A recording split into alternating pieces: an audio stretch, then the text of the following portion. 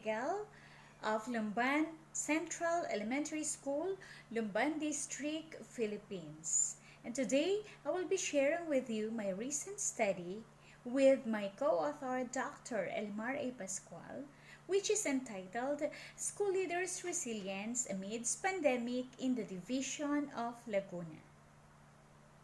The primary requirement to handle everything that comes with leadership is resilience. Problems come and go, and these difficulties must be handled with optimism and hope. Through this study, an in-depth presentation of schoolheads' resiliency will be shown. School leaders are caught in the unfavorable position of being the pinch point in the system. They are reliant on guidance about COVID-19 responses, also the processes, procedures, and protocols from above. These can change almost overnight, depending on how the virus develops. Crisis and change management are now essential skills of a school leader. Running an effective school in disruptive times will require more than routine problem solving or occasional firefighting. Instead, all leaders will need to be engaged in constant crisis and change management, which will require support and collaboration from all staff. This study would like to find out the mean level of resiliency of the school leaders in terms of, first is the promotion of community cohesiveness, also the sustained communications, attention to mental and psychosocial health, and the welcoming feedback. Another research question is that how can school promote a cohesive community among teachers, learners, and stakeholders? The third one is what can schools do to have a sustained communication and continuous delivery of important information? The fourth research question is that how should mental and psychosocial health be prioritized in this time of pandemic? And for our fifth research question, in what ways can feedback be gathered and dealt with so as to provide action or solution? And the last is what are the key actions that the schools are undertaking under the following enhanced school learning continuity plan dimensions? The first one is the focus on learning, also ensuring quality of teaching and learning process. The third one is the provision of learning resources, the safe operations, the well-being and protection, reaching the marginalized, and of course, the education funding. The researchers sought to determine the schoolhead's resiliency in the division of Laguna through informed consent to conduct the online survey. After the permission was secured, online survey questions was uploaded in a Google form and encoded them. Then data from the answered survey questionnaires was tallied and treated statistically for the interpretation.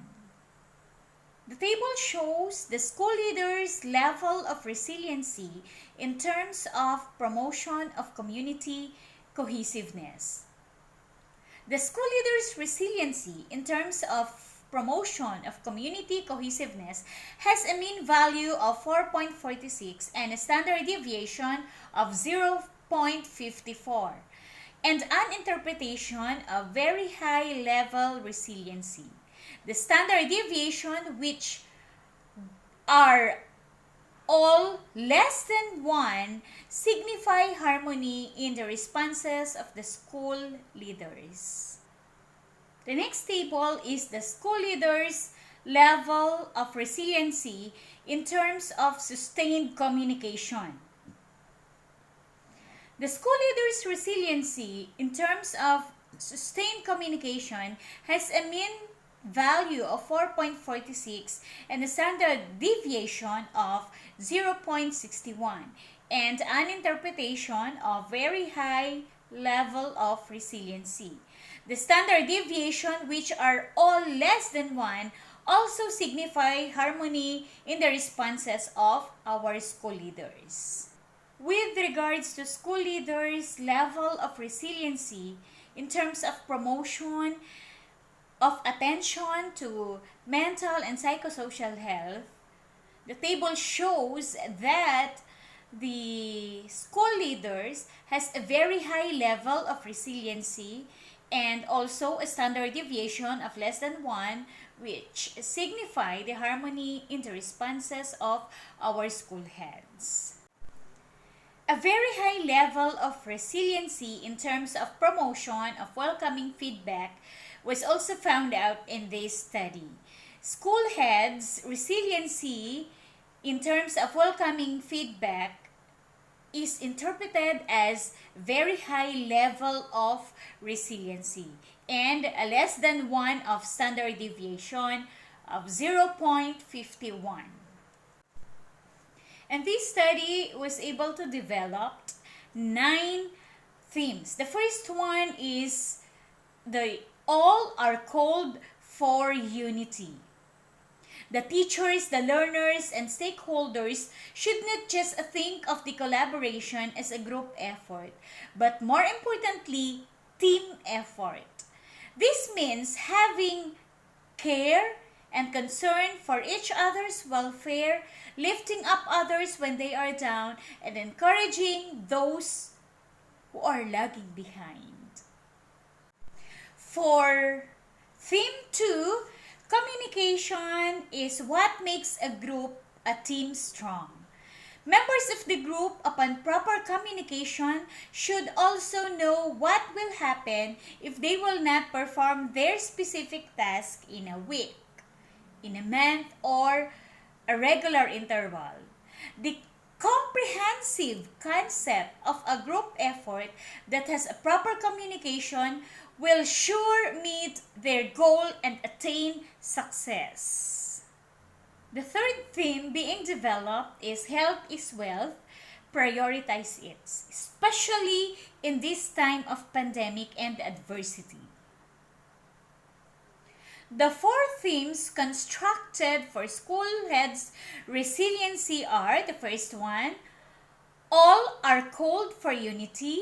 The second one is that communication is what makes a group or team strong. And the third one, health is wealth, and we need to prioritize it. And the last one is that listen to what feedback and surveys say, because they matter. Themes constructed for implementing the Enhanced School Learning Continuity Plan. The first one is proper delivery and monitoring takes learning at its best. Proper delivery of knowledge and coordinated process of teaching matters most in this time of pandemic, whether it is modular distance learning, online distance learning, or blended distance learning. The next theme is pandemic calls for alternative arrangement to safeguard health. Activities that can be found in learning portals are now being accessed at a large scale. And these materials, these learning resources are very helpful to our students. The next theme being developed is support is essential. We all need each other more than any other time of our generation. Support can be shown through constant encouragement between teachers and learners, between superiors and subordinates, between parents and learners, and between teachers and parents. Understanding of the situation and allowance for unattended roles due to pandemic issues should be promulgated, while commitment to the institution's mission and vision will still be kept and pursued. The next theme is make them feel at home, not just special. Marginalized group do not only rely to indigenous people residing our community. Marginalized are those treated as insignificant or peripheral, seen as part or seen as just on the side and not on the limelight.